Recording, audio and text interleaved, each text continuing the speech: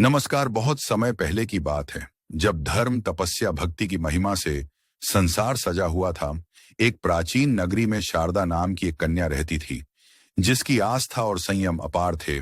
वह उमा महेश्वर व्रत का पालन कर अपनी भक्ति की अग्नि को और प्रगाढ़ कर रही थी। उसके दिल में विश्वास था कि सच्ची साधना से परम लाभ प्राप्त है। एक रात जैसे ही उसकी तपस्या चरम सीमा पर पहुंच गई, उसे स्वप्न में एक अनोखा दर्शन हुआ। उसके पूर्व जन्म के पति, जो दूर देश में बसे थे, उसे अपने स्वप्नों में मिलने आए। इस दिव्य मिलन ने उसकी आस्था को और पुष्ट किया और अनायास ही उसे पुत्र की प्राप्ति हुई। अब सूत कथा का विस्तार से वर्णन करते हैं। शारदा अपने गुरु की उपस्थिति में महान व्रत का पालन कर रही थी, जहां उसने मन को अनुष्ठानों और संयम में पूरी तरह लीन कर दिया था। इतना कठोर साधन और निरंतर अभ्यास करते करते एक पूरा वर्ष बीत गया। जैसे ही वह वर्ष पूरा हुआ, वह अपने पिता के घर पहुंची। वहां उसने उद्यापन की विधियां, विदाई और समापन के अनुष्ठान उचित क्रम में संपन्न की। सबसे पहले उसने ब्राह्मणों को सम्मान पूर्वक भोजन कराकर उनकी सेवा की और फिर उनके योग्य धन दान किए। ब्राह्मणों को उचित सम्मान के साथ विदाई देने के बाद उसके माता पिता ने उसकी सफलता की सराहना की। उसी दिन उसने अन्य सभी अनुष्ठानों के साथ उपवास भी रखा और उस महान मंत्र का जाप किया, जिसे एक दिव्य आत्मा द्वारा उसे प्रदान किया गया था। सांझ होते ही उसने श्रद्धा से शंकर की पूजा आरंभ की। घर के समीप स्थित एक विशेष कक्ष में गुरु की उपस्थिति में वह निरंतर जप और अर्चना में लीन हो गई। अपने मन को एकाग्र करके महान भगवान पर ध्यान केंद्रित किया। जैसे ही रात का अंधेरा छाया, वह शिव के निकट रात भर जागरण के लिए तैयार बैठी रही। उस रात आशी भी उपस्थित हुए। उन्होंने मिलकर गहन जप, ध्यान और तपस्या के द्वारा पार्वती की तुष्टि की। उनकी भक्ति इतनी प्रबल थी कि संपूर्ण जगत की माता भवानी उनसे प्रसन्न हो गईं। देवी उनकी तपस्या से इतनी प्रभावित हुई कि उन्होंने प्रकट होने का निर्णय लिया। जैसे ही समस्त संसार में व्याप्त गौरी ने अपने दिव्य रूप में दर्शन दिए, चमत्कार घटित हुआ।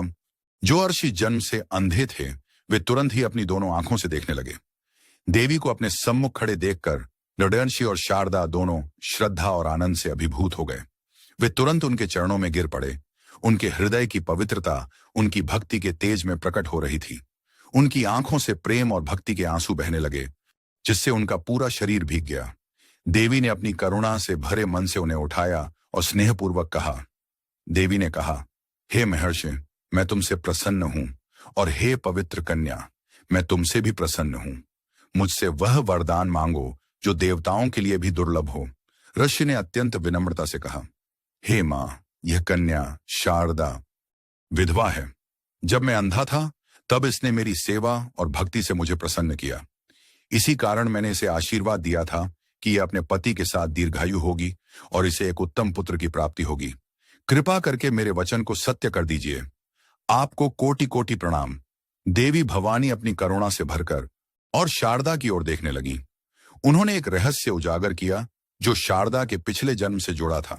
देवी ने कहा, हे महर्षि, इस कन्या का यह जन्म केवल एक संयोग नहीं, बल्कि इसके पूर्व जन्मों का परिणाम है।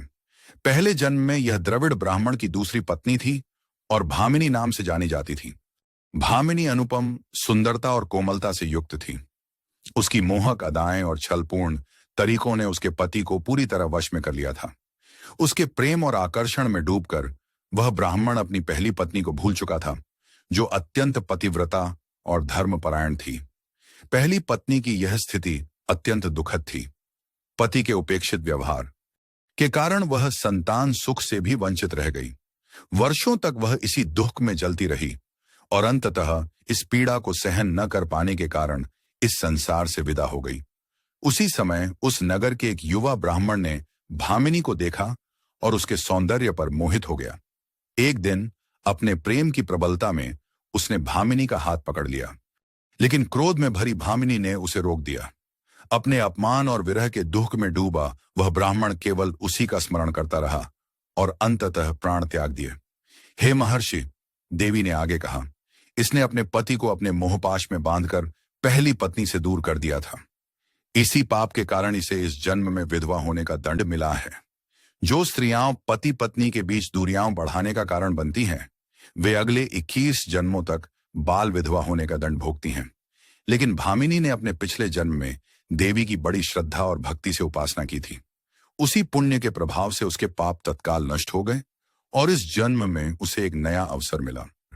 देवी ने आगे कहा, जिस ब्राह्मण युवक ने इसके प्रेम में तड़पकर अपने प्राण त्यागे थे, वह इस जन्म में कुछ समय के लिए इसका हाथ पकड़कर चला गया। इसका पूर्व जन्म का पति अब पांड्य देश में एक श्रेष्ठ ब्राह्मण के रूप में जन्म ले चुका है और अपने परिवार के साथ सुखी जीवन व्यतीत कर रहा है। अब मैं इसे वरदान देती हूं कि यह हर रात अपने पति से स्वप्न में मिल सकेगी और उससे ऐसा प्रेम अनुभव करेगी जो जागृत अवस्था से भी अधिक मधुर होगा। वह ब्राह्मण जो यहां से 360 योजन लगभग 4620 किलोमीटर दूर है, स्वप्न में इस कन्या को देखेगा और इसके मोह में बंध जाएगा।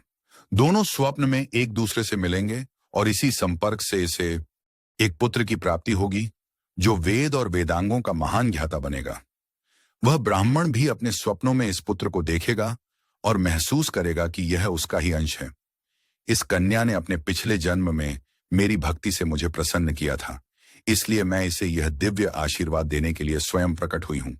देवी भवानी ने शारदा को स्नेह से देखते हुए कहा, हे सौभाग्यवती कन्या, अब मैं तुम्हें अपनी अंतिम वाणी सुनाती हूं। ध्यान से सुनो। जब भी और जहां भी तुम अपने स्वप्न में दिखने वाले पूर्व जन्म के पति को देखोगी, तो तुम उसे पहचानने में सक्षम होगी। उसी प्रकार वह ब्राह्मण भी तुम्हें पहचान लेगा, क्योंकि वह तुम्हारे वही गुण और रूप लक्षण देखेगा जो उसने स्वप्न में देखे हैं। जब तुम दोनों एक दूसरे को पहचान लोगे तो इस विषय में बातचीत करोगे। तब हे सुंदरी, तुम अपने पुत्र को उसके हाथों में सौंप देना। वही इस व्रत का सबसे बड़ा फल होगा। इसके बाद तुम उसके संरक्षण में रहना, लेकिन ध्यान रहे, यह संपर्क केवल स्वप्नों तक सीमित रहेगा। जागृत अवस्था में कोई शारीरिक संबंध नहीं होगा। जब वह ब्राह्मण इस संसार से विदा हो जाएगा, तब तुम उसके साथ दिव्य एकता प्राप्त करोगी और अपनी आत्मा की अंतिम शांति को प्राप्त करोगी। तुम्हारा पुत्र महान विद्वान और सभी लोगों के हृदय को आनंदित करने वाला होगा। उसे अपार संपत्ति और उच्च लोकों की प्राप्ति होगी। सूत जी बोले। इतना कहने के बाद तीनों लोकों की माता ने शारदा को आशीर्वाद दिया और देखते देखते अंतर्धान हो गई। पार्वती जी के इस अद्भुत वरदान से शारदा अत्यंत प्रसन्न हो गई। उसने अपने गुरु की पूजा की और कृतज्ञता से उनके चरणों में गिर पड़ी। जब रात समाप्त हुई तो ऋषि, जो अब अपनी आंखों की ज्योति पुनः प्राप्त कर चुके थे और धर्मशास्त्रों के जाता थे, उन्होंने यह सारा रहस्य शारदा के माता पिता को गुप्त रूप से बता दिया। इसके बाद आराशी ने शारदा और सभी को आशीर्वाद दिया और वहां से अपने मार्ग पर चले गए। समय बीतता गया। देवी के वरदान से शारदा स्वप्न में अपने पति से मिलती रही और इन मिलनों से उसे असीम आनंद की अनुभूति होती रही। अंततः वह गर्भवती हो गई। एक ऐसे संतान की माता बनने जा रही थी जो वेदों और वेदांगों का महान ज्ञाता होगा। लेकिन जब लोगों को यह झात हुआ कि एक विधवा होने के बावजूद शारदा गर्भवती हो गई है, तो लोग उसे अपशब्द कहने लगे। उसके मृत पति के रिश्तेदारों और परिवार के मित्रों को जब यह समाचार मिला, तो वे सभी क्रोधित होकर उसके माता पिता के घर जा पहुंचे। गांव के सभी वृद्ध, पंडित और ज्ञानी जन इकट्ठा हुए और एक सभा बुलाई गई। शारदा को वहां बुलाया गया। वह लज्जा से सिर झुकाकर सभा में बैठ गई। समाज के प्रतिष्ठित पुरुषों ने उसे कड़ी फटकार लगाई। कुछ लोग तो घृणा से उसका मुंह तक देखना नहीं चाहते थे। हे कुलघातिनी, हे दुष्ट बुद्धि स्त्री, तूने अपने बचकाने और पापपूर्ण व्यवहार से अपने पूरे परिवार को कलंकित कर दिया है। सभा में उपस्थित बुजुर्गों ने आपस में चर्चा की, अब इसका क्या किया जाए। कुछ ने कहा, इस पापी स्त्री ने दोनों कुलों का नाश कर दिया है, इसे दंड देना आवश्यक है। इसके सिर के सारे बाल काट दिए जाएं, इसकी नाक और कान काट दिए जाएं और इसे गांव से निकाल दिया जाए। जैसे ही वे इस निर्णय को लागू करने के लिए आगे बढ़े, आकाश से एक दिव्य वाणी गूंजी, इस कन्या ने कोई पाप नहीं किया है। इसका आचरण शुद्ध और पवित्र है। यदि इसके बाद भी कोई इसे उल्टा कहेगा, तो वह अपने ही पापों के कारण तत्काल अपने जिह्वा के 2 टुकड़े होते देखेगा। जब आकाशवाणी हुई कि शारदा निर्दोष है, तो उसके माता पिता और अन्य परिजन आनंदित हो उठे। लेकिन गांव के बुजुर्ग और सभा के सदस्य भयभीत होकर मौन रह गए। फिर भी समाज में संशय बना रहा। एक विधवा बिना पतिव्रता से विचलित हुए गर्भवती कैसे हो सकती है? तब एक ज्ञानी वृद्ध ने समझाया कि संपूर्ण सृष्टि माया का खेल है और जो कुछ भी घटता है वह ईश्वर की इच्छा से ही होता है। उन्होंने इतिहास से अनेक उदाहरण दिए जहां असाधारण परिस्थितियों में जन्म हुए थे। युबकेतु आर्षि का वीर्य जल में गिरा, जिसे एक गणिका ने पी लिया और गर्भवती हो गई। ऋषि विभांडक के वीर्य से एक मृगी गर्भवती होकर ऋष्य श्रृंग को जन्म दिया। सुराष्ट्र नरेश के स्पर्श से एक हिरणी गर्भवती हुई और उसने एक तपस्वी को जन्म दिया। सत्या नामक स्त्री एक मछली के गर्भ से उत्पन्न हुई। अतः उन्होंने निष्कर्ष निकाला कि यह शारदा की तपस्या की अद्भुत शक्ति थी।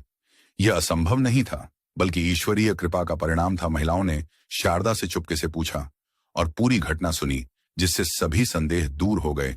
शारदा ने उन्हें पूरी सच्चाई बताई और महिलाएं खुशी से उसकी पवित्रता की सराहना कर अपने घर लौट गईं। शुभ समय पर शारदा ने एक सुंदर पुत्र को जन्म दिया। बालक ने बचपन में ही महान विद्या प्राप्त की और सभी को चकित कर दिया। गुरु ने समय पर उसे यज्ञोपवीत दिया और वह शारदेय के रूप में प्रसिद्ध हुआ। 8वें वर्ष में उसने ऋग्वेद, 9वें वर्ष में यजुर्वेद और 10वें वर्ष में सामवेद सीखा। जब शिव का पर्व आया, शारदा और उसका पुत्र गोकर्ण गए। वहां शारदा ने अपने पिछले जन्म के पति को देखा, जो वही रूप धारण किए था जैसा स्वप्न में था। शारदा उसे देखकर प्रेम से अभिभूत हो गई। आंसू रोकने में मुश्किल हुई। ब्राह्मण ने शारदा को पहचाना और उसे अपने पास ले जाकर पूछा, तुम कौन हो? तुम किसकी पत्नी हो? शारदा ने उसे अपनी कहानी बताई और कहा, यह लड़का मेरा है जो स्वप्न में पैदा हुआ था। शारदा ने कहा, यह मेरा पुत्र है जो सभी विद्याओं में निपुण है और शारदेय कहलाता है। ब्राह्मण हंसा और कहा, तुम्हारा पति तुम्हारा हाथ पकड़ते ही मर गया, तो यह बच्चा कैसे हुआ? शारदा लज्जित हुई, फिर साहस जुटाकर बोली, यह सब मजाक छोड़ो, हमारे मन का निर्णय सर्वोत्तम है। शारदा ने देवी से प्राप्त वरदान के बारे में बताया और उसे पुत्र सौंपा। ब्राह्मण ने पुत्र को स्वीकार किया। जब ब्राह्मण की मृत्यु हुई, शारदा ने उसकी आत्मा की यात्रा का अनुसरण करते हुए दिव्य शांति की प्राप्ति की। दोनों दिव्य रथ पर चढ़े और शिव के स्थान पर पहुंचे। कथा सुनने के लिए आपका धन्यवाद। जो इस पुण्य कथा को पढ़े या सुने, उसे सांसारिक सुख और मोक्ष मिलता है। यह कथा आयु, स्वास्थ्य, धन और संतान देती है और शाश्वत स्थिति की प्राप्ति कराती है।